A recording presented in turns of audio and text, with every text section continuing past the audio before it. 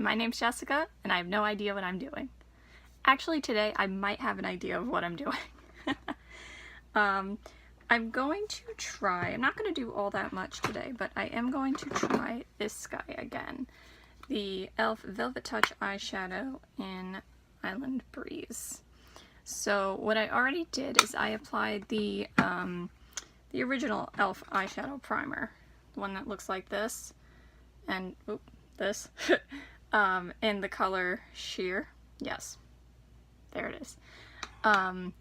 Normally I find that one, for me, like a little too dry and like a little harder to work with the colors on top, but I think that's what this might need. But what I'm going to do, I'm not going to use it in the crease today.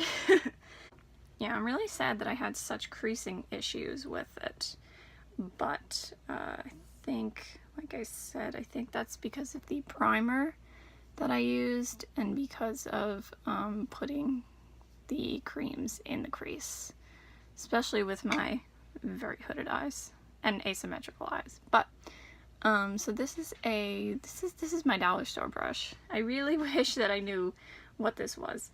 And I'm going into Peach Butter to set the primer from my Too Faced Just Peachy Mattes palette. I don't want to go too far into the brow bone though, because I know that I'm gonna put the cream there. You're not supposed to put cream on top of powder. Sometimes I do it, but I won't do it today. Then I'm going to take, which one? I'm going to take my Wish brush, my Wish fluffy brush, and let's just go in with Just Peachy, because it's bright. I'm going to use it lightly. I'm going to use this as my transition shade. Really not doing anything too fancy. Today's video is really just about giving the Velvet Touch eyeshadow another shot.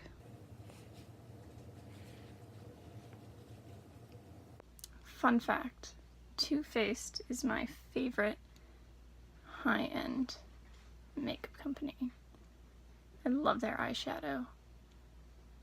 And I know it's like, I know maybe it's a little, what's the word they use? They meaning the real makeup gurus.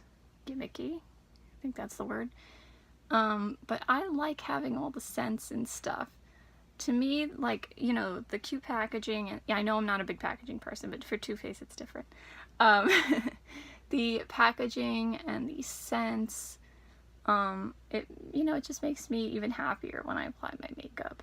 And the makeup's good quality, in my opinion. So, between the two, or three, between the three, you know, it's worth it to me.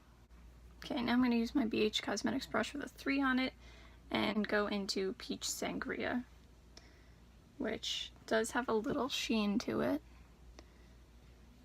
but I think it's usable in the crease. First of all, I do what I want anyway, whether that works out or not, but this is usable in the crease. See?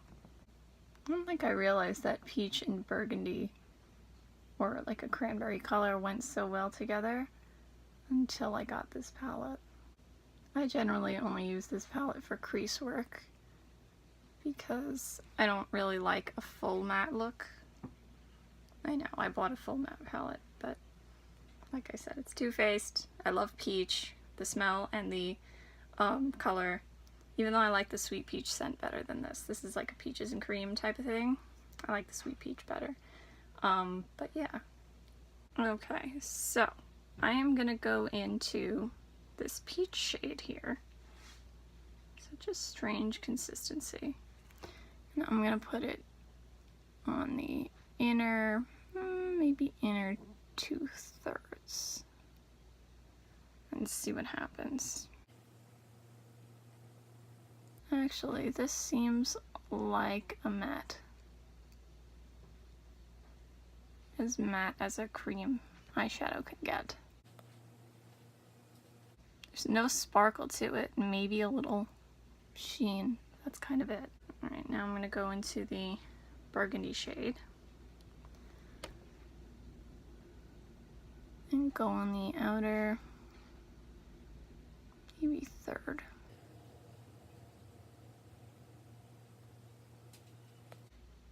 And just blend the two together a bit.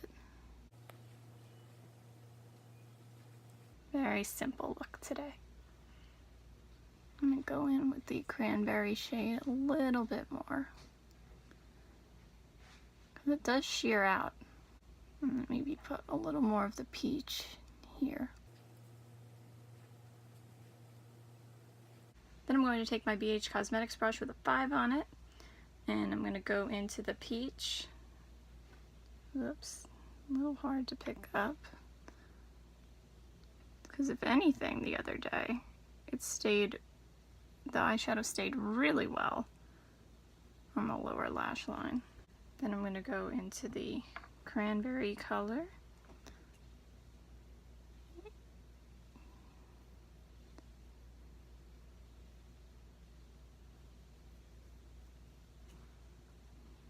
I think I want a little more.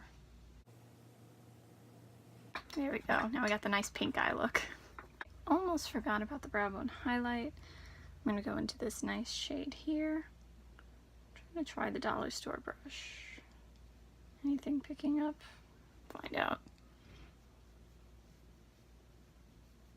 Okay, a little bit. Gotta really go in there for it though. I don't think this is the right brush for this kind of thing. Probably needs something denser, and this is very soft and fluffy. You know, just for the heck of it, I'll show you what I do to my brows if I do anything to them. So this is that Brow Food Clear Brow Enhancing Gel Fix. Okay, whatever. Whatever it's called. Like I said, I got this from the Ipsy Gen Beauty thing. Maybe last year, year before. And I just comb through. It's more so just to like make sure I don't have any powder left over in them. Speaking of powder, you know, the other day I said that this foundation oxidizes. I feel like it does oxidize a little bit, but I feel like putting the Maybelline powder on top made it go a little darker, a little more peach. So maybe I'll use the one I have lighter. This is 110. I'm going to use 100 next time. Alright, so that's it for today. I'll let you know later how this holds up and if there's any difference. I hope there is, because I like the colors. I hope you have a good day, no matter what it is that you're doing. Bye! See you next time! It's me again. So I know I don't usually come back, but I wanted to show you what's going on. It's only been about half an hour since I applied the eyeshadow. I'm gonna get real close and personal now, but that one's not as bad. But this one, can you see that? It's, you got a good view of my nose, but it's creasing again. This eye is usually worse, just my eye shape, but yeah, that's what's happening. So I guess maybe next time, I think the only thing I have left to try is maybe translucent powder on top. Maybe that would stop it. I had the same issue with the NYX Love You So Mochi palette, the colorful one, of course, not the more neutral one. I had returned it because the only thing that made it not crease on me was translucent powder, but then that dulled the pretty shimmer, so you know, that it wasn't worth it to me. So I told NYX what happened and I returned it. So I'm going to take this brush from Wish that I have. I don't know what it is, but there's the shape. And I got a sample of Kat Von D Lock-It translucent powder for my birthday gift from Sephora. And I'm going to try and I'm going to tap some off. That's kind of a lot. And put some here just to see. What I did off camera, I kind of just moved it around a little bit to kind of get rid of the creases, spread it out more, and I'm really hoping that this will help it because I really do like the colors, and my friend gave it to me, so I want to make it work, but I don't know if I'll be able to. Alright, so I'm back one more time. It's been almost 7 hours since I put the translucent powder on my eyelids, and I'm gonna show you, I don't know how well you can see,